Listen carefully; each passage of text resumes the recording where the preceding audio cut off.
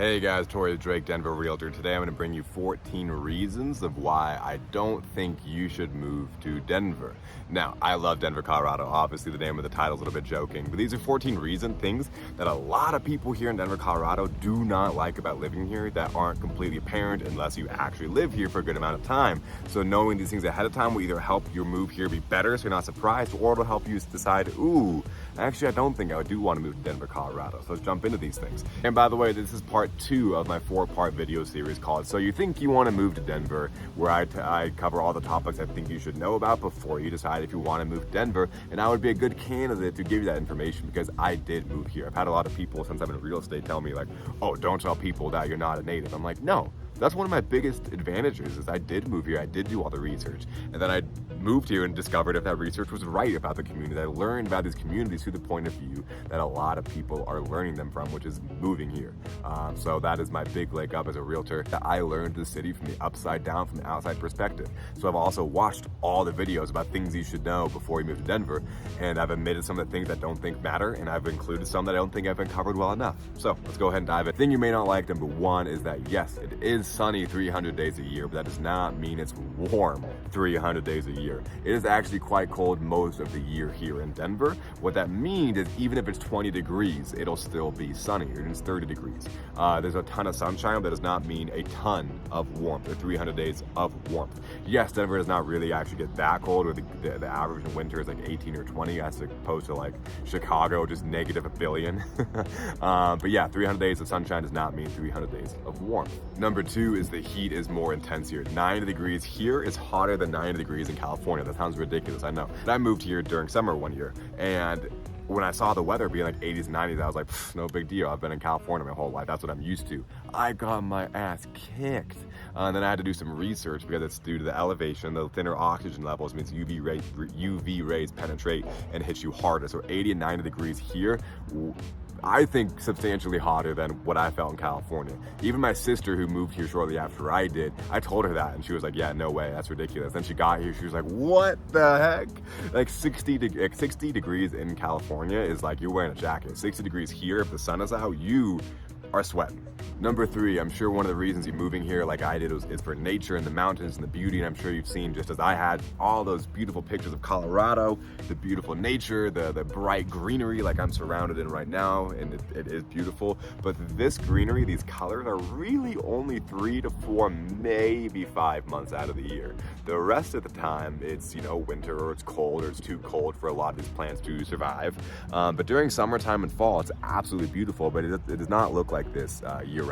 Number 4, I'm sure you've heard and already know, the higher elevation does make it harder just to breathe, but it also makes hangovers quite a bit worse. Your first few, I would say maybe a week or 2, maybe a month, you'll get drunk more easily because your blood is thinner. I'm not a doctor, but I just know that you definitely get drunk a lot more easily. Your tolerance goes down, but it builds back up, so don't worry. And then also chapstick is gonna be a thing you're gonna wanna use regularly. I've never used chapstick regularly as I do here, and I drink a ton of water. So elevation, that's the most commonly thing people share about moving to Colorado, but just know that the unique things that not a lot of people talk about are the hangovers. You will need chapstick. And your tolerance for drinking goes down. Number 5 is the weather can change instantaneously, and that definitely applies the most during summer. It is completely beautiful, warm, gorgeous summer day right now, but I would not be surprised at all if we had a rainstorm come in 30 minutes, just dump rain and then go away. Rain during summertime especially can hit really quickly, so you definitely want to make sure you check the weather. For example, the first summer I was here, my girlfriend and I at the time went on a hike, 80-degree day. We didn't think we needed rain gear. Obviously, it's freaking July and 80 degrees, but we got the craziest rainstorm. We got hail, thunder, and lightning. We had to hide under a tree for like, actually that was probably dangerous because it was lightning. That probably wasn't a good idea. Oh my God, I didn't think about that. Oh wow. Anyway, yeah, the weather can change. We also went to a theme park that same summer, Lush Gardens, and they had to shut the whole park down. Once again, 80-degree day, beautiful summertime, and they had to shut the park down because lightning started to roll in and it started to rain. They had to shut the whole park down.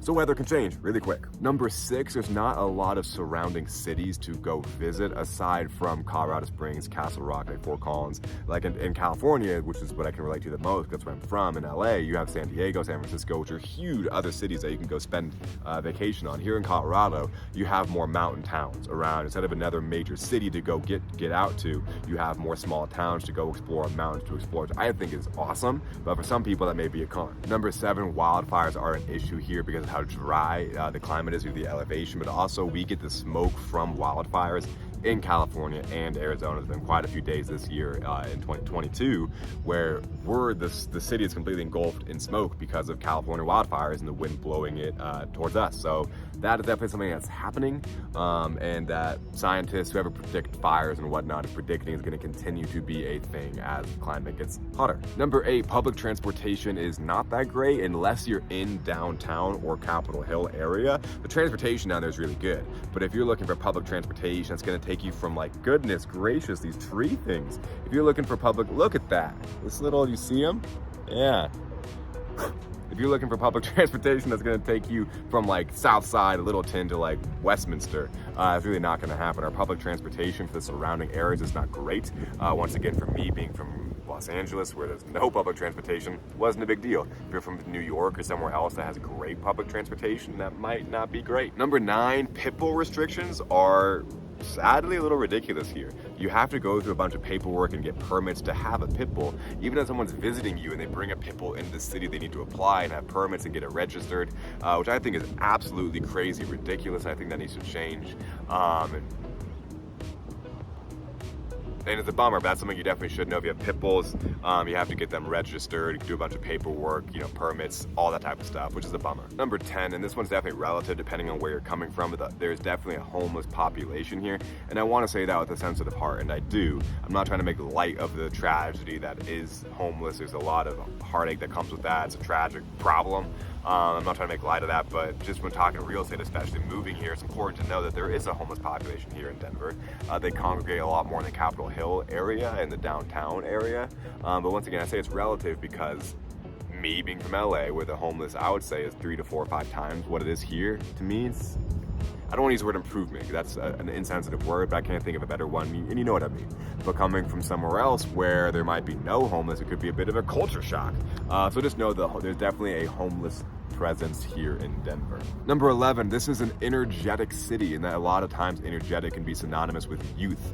I've definitely met some people who were older, being in real estate, helping people move and buy and sell homes here in Denver, who have decided they wanted to leave or didn't feel as comfortable in Denver anymore because it felt like it was a younger person's city. I actually had a client of mine who's in his mid-40s who left Denver not because of that, but he's in San Diego now. And we were talking on the phone the other day, and he told me, like, I didn't realize how old I felt in Denver compared to the rest of the crowd there, or the rest of, whatever. I'm not saying you can't move here if you're above 40. I'm not saying that at all. I'm telling you what I've heard clients say and other people say. So that's definitely been some feedback I've heard, is they feel like it's a younger city due to the tech space that's moving in. A lot of millennials and younger generations are moving in, and that's making people who are these bugs, man, who are like 30 plus feeling older than they should feel, because that's freaking young. I'm about to be 30. I don't want to feel like I gotta move, but overall I hope you know what I'm trying to get across. I'm having a hard time wording it because I'm not the person experiencing it, but I've had clients who have definitely made those comments. Number 12, we are not known for our great school and school districts. We're also not known for having bad schools or bad school districts. We average out like a C plus, B minus. Of course, there's some stellar school districts and stellar schools, obviously, but overall, we get about an average ranking on schools, I'd say. Number 13 is that weed is legal here. A lot of you may be thinking, dude, that is why I'm moving to Colorado. We're thinking about it. But also, I know a lot of you, or some of you out there, may not like that factor. But I just want you to know, when you're in Denver or Colorado, it's not like people are ripping bongs on the street or in the parks or anything like that. Like, yeah, people smoke weed here, it's a thing, but one of the things, I heard a joke that's completely true, was like, because I'm from California, I think I've said it 1 billion times, but it's a good reference point, is that a guy here, when he learned out from California, he's like, you know what the difference is between Californians and Coloradans? Like, what? He says, you guys smoke weed and go sit on the couch and play video games. We smoke weed and climb mountains. It's a good joke, but it's also true, is that the culture here around weed and smoking is different than it is a lot of other places, where a lot of places it's like, dude, let's smoke and do nothing, which is totally fine. Here it's a lot of like, dude, let's smoke and go experience something. So I don't know. I'm really going on a rant here because I don't know what to say other than you should know that weed is legal, but I'm sure you already do. And last but not least is traffic is getting worse and worse here in Denver. Denver definitely was not prepared for the explosion of growth that it's receiving. So once again, that's relative. If you're coming somewhere that has horrible traffic, Denver might be an improvement. If you're coming somewhere from middle America that has no traffic, you're gonna be surprised how bad traffic can get. But overall, I would say you can get from the north side to the south side of Denver at 5 p.m. on a weekday in about 45 minutes. I've never had to take longer than that. Of course, there's going to be exceptions, but overall, yeah. Well, guys, that is 14 reasons that you may not enjoy a move here to Denver, Colorado. Once again, this is part 2 of a 4-part series called So You're Thinking of Moving to Denver, where I share with you everything I think you should know. You can go to my YouTube video playlist to see all those 4 videos to know where they are. And guys, once again, Torrey Drake, Denver Realtor. If you have any real estate needs, I love Denver. I love Colorado. I love Colorados and Denverites. And I would love to help you with any real estate needs that you may have. If you have any, my contact information is in the description. You can reach out to me using that. And I would just freaking love to hear from you. If you have any questions, comments, concerns, hit me in the comments. Bye, guys.